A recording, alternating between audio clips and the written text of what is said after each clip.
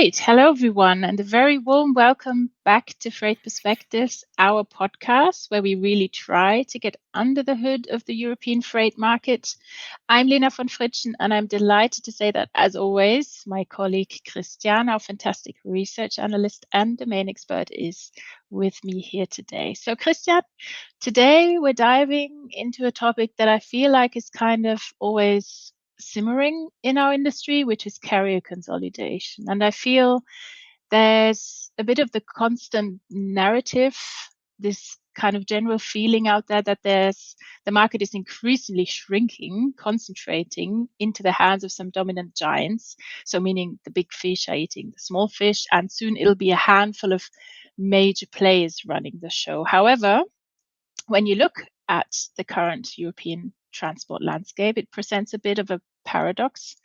On the one side, yes, you absolutely have these massive pan-European conglomerates, so household names with sophisticated tech and huge networks. So obviously, yes, their presence is undeniable. But then counterbalancing that, there's a vast majority of the market is made up of incredibly small players. And specifically you were looking at some of the figures recently. For instance, data from 2022 showed that over 90% of EU logistics enterprise had fewer than 10 employees. So obviously, rather than a market dominated by a select few, what we actually have is sort of the incredibly atomized or fragmented landscape.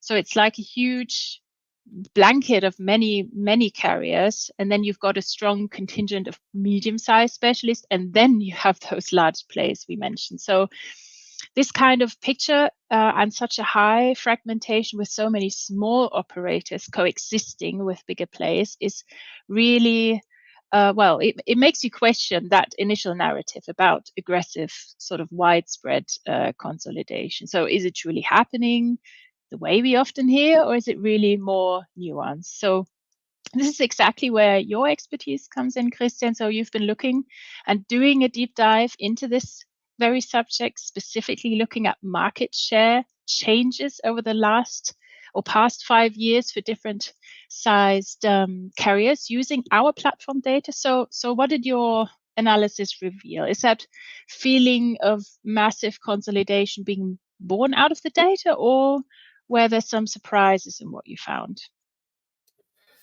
Well, I mean, often we start with an analysis and we have a certain picture in mind regarding what should come out of it. And in that case, we expected that we will see within the data this consolidation tendency. But the biggest surprise was that this was not the case. So at the end, when looking about on the platform data on Transporion, we saw some effects, we identified some surprises, but we can't confirm that overall perception that consolidation is going on and that this directly translates into certain players or sizes of players really gaining market share. This is what we can't confirm.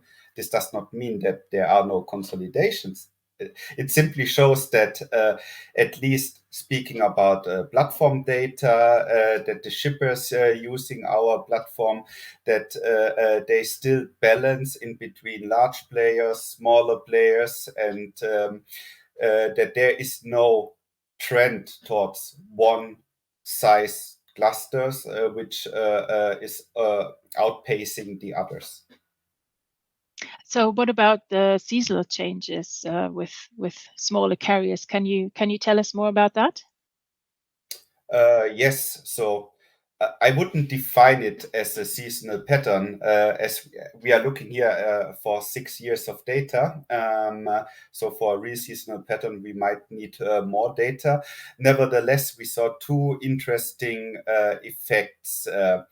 And the first one is regarding the share of the medium-sized carriers during phases of capacity squeezes. So particularly in 2022, you see here on the picture also in purple that the share is a bit increasing. So this was one interesting aspect. And secondly, then a more seasonal pattern, so to say, that especially during December, then we all the time see an upward tick on the small carrier curve here on that picture. And this simply indicates that the smaller ones may be closing down business during Christmas and in between the years, while the bigger ones still operating, and by that then gaining a bit of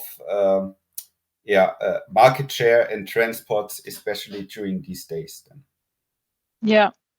Yeah, okay. So that's looking at market share by size. So what about the business model? So asset owned versus forwarding base. What is your view on that? Yeah, that was the second main topic with the analysis we did to assess whether are then asset owned or forwarding based companies increasing or decreasing, and while we can identify a small trend, so to say, to a forwarding based business model on the platform, we are still speaking about an increase of 1.3 percentage points in total share. So the asset-based carriers still, predominantly asset-based carriers, we need to call them, are still around 80% of the volume, and purely forwarding companies are just around 20%. So there is also no huge trend towards only a forwarding-based business model and a strategy for the shippers on our platform visible. Yeah. And I mean, yeah, that's really interesting, because on the one hand, your figures show, as you just said, sort of a relatively stable market share picture across these the broad clusters you just mentioned, and yet there is an undeniable tendency towards consolidation in terms of perception of the market. So you see, as you mentioned in your research, players like NTG, for example, are in the news acquiring other companies. So can you explain why then we don't necessarily see this activity directly reflected as a major shift in the sort of aggregate market share figures you just reported? Yeah. I mean, also another prominent example, which is not yet in the data, but if we take the acquisition of Schenker by DSV, this means that this is a large acquisition or merger, but this won't have any impact on our analysis, because we are speaking here about two pan-European players. So regarding the market share on our platform and that analysis we have done, this won't be reflected, this kind of consolidation. So which means consolidation within segments, they are simply not visible. And many of those consolidations are exactly happening some within the respective clusters. And then secondly, also often acquired companies are still active in their old names, so as brands, etc. And this is why we then haven't detected also those consolidations within the analysis. So we can say that's some sort of a miss. Nevertheless, if we speak about the market, and the perception of the market, there are consolidations. But on the other side, if we speak about the structural shift towards a certain size of carriers, etc., this is not confirmed by the analysis. Yeah, and it really sort of clarifies the distinction between perception, because there is this perception undeniably, and sort of the broader market structure dynamics shown in your data. So yeah, and so understanding that, what are the sort of the typical reasons or which circumstances generally contribute towards an increased consolidation tendency that some might expect? Yes, so we basically identified 6 main reasons for consolidation tendency. There might be many more, but we think those are the important ones. So it's the economic pressure and the need for cost control on carrier side. It's often the lack of suitable successors, particularly in family-owned enterprises and in the smaller or medium-sized segment. Then increasing regulatory burdens such as emission standards, driver working hours, CO2-based tolling systems. All this increasing complexity contributes consolidation, again, more on the smaller businesses. Then the persistent shortage of truck drivers in Europe makes it harder to find the drivers, and more professionalization is needed in order to attract the drivers. A growing pressure for sustainable practices, such as transition to greener fleets, with the investments behind, might be a contributor. And last but not least, technological advancements, digitization in logistics, Internet of Things, AI, telematics, as well our digital freight platforms. These could all fuel a consolidation tendency, particularly for the smaller businesses, because for them it's a burden to keep track basically with the market evolution. Yeah, makes sense. So, I mean, now looking ahead, Christian, so what is your projection for the overall market development in that respect? So, I mean, it's probably clear we will probably never head towards what sort of the oligopoly that we have, like in ocean freight. That's far too fragmented for that. But what's your outlook for the next years based on your findings? Yeah, so I mean, for most, a huge number of active companies in the market, they represent a perfect polypoly.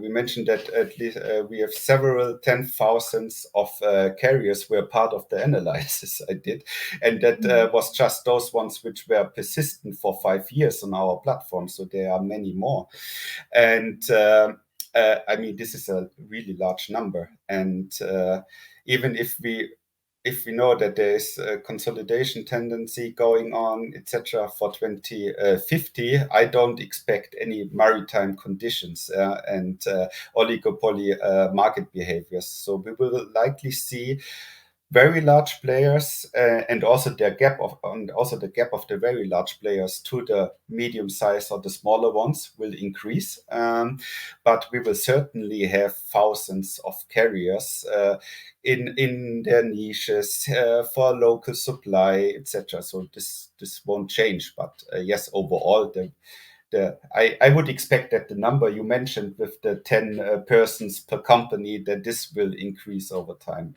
until 2050, for sure. Yeah. All right. So the message is, yes, there are pressures, and yes, M&A activity is happening. But European road freight market is very diverse, resiliently diverse, and that's very likely to continue. So, and it's not a simple story of big eats small when you look at sort of the whole picture, of course. And yeah, and the narrative is much more nuanced. So it's about, as you said, it's about adaptation, specialization, finding strengths in different models, and just not a sheer scale of let's say headline acquisition. So yeah, Christian, thank you very much for sharing your research and expertise with us today. And thanks to all of you for tuning in to our podcast. So please join us next time again. Bye.